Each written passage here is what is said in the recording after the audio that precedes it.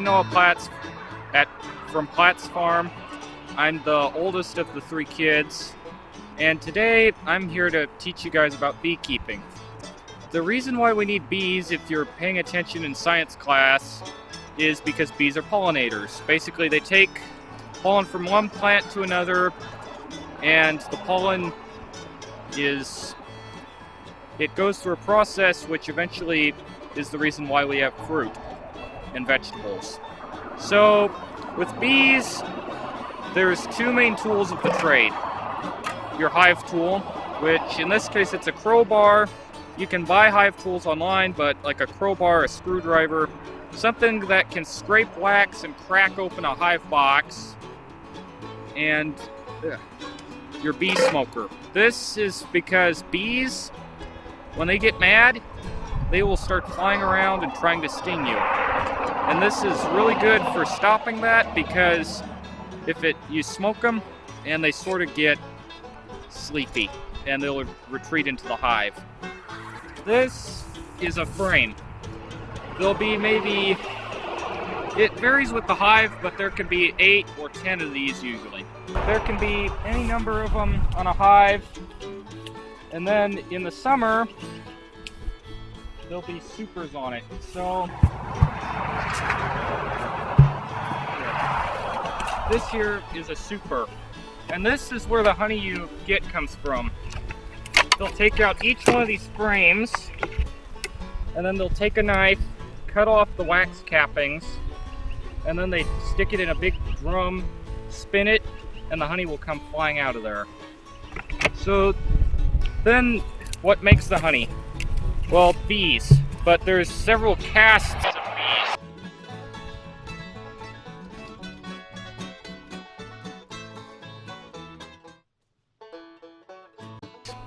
There'll be maybe a few hundred to 1,000 drones per hive, and they're bigger. These are the males, the only males. They mate with the queen, and then they die. And in the winter they're kicked out because you don't want extra useless bees eating up your food supply. And then lastly, and most importantly, there's your queen. Your queen bee is the one who lays all the eggs. So about this time of year, the queen bee has stopped laying eggs, so there's no more workers or drones hatching. But in the springtime, she goes out, mates with a drone, and then she starts laying eggs. Now, if she lays unfertilized eggs, those hatch into drones. And if she lays fertilized eggs, those hatch into workers. So another fun fact about beekeeping is that each bee creates about somewhere between 1/12 and 1/8 of a teaspoon of honey in their lifetime.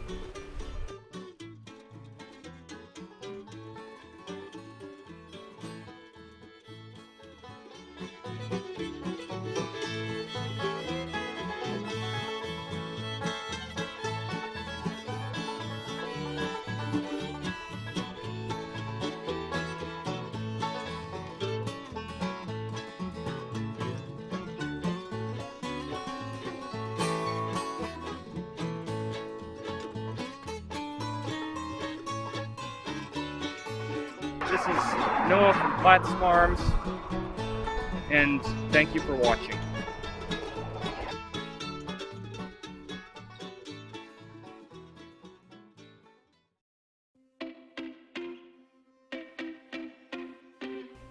Hi guys, this is Jamie from OSU Extension. Today I'm going to show you how to make cranberry oatmeal balls. This is a great way to use honey, just like we learned about from the farm.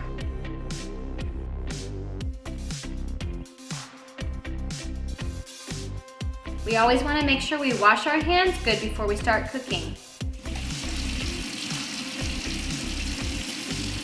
Make sure you get up your wrists, the backs of your hands, in between your fingers, and underneath your fingernails.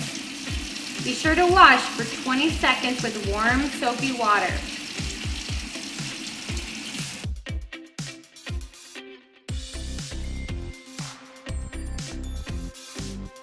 After rinsing, always use a clean paper towel or towel to dry your hands.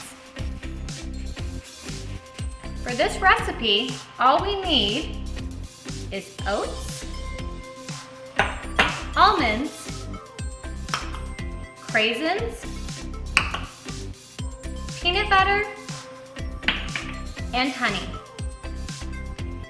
First thing we're gonna do is take 1 cup of oats. Just gonna add that to the bowl. Next thing we're gonna do is take our almonds and pour them into a Ziploc bag. Make sure you seal it well and get all of the air out.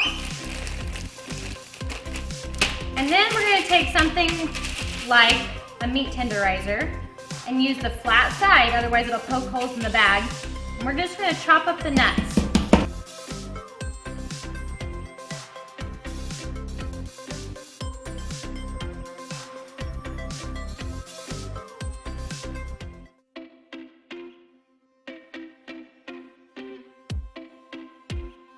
Now we need to add 1/3 of a cup of almonds to the bowl. Now we need to measure out 1/3 of a cup of peanut butter.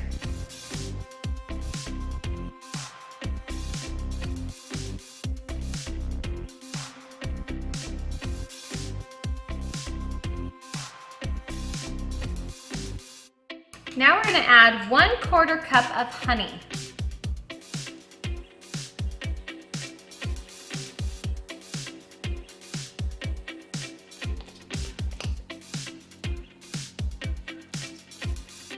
Last thing we need to add to the bowl is 1/3 of a cup of dried cranberries. Then we're going to use a spoon and mix it all together. I'm going to use wax paper to lay my cranberry oatmeal balls on. Then we're just going to take a little scoop, form it into a ball. We're going to do that 18 times.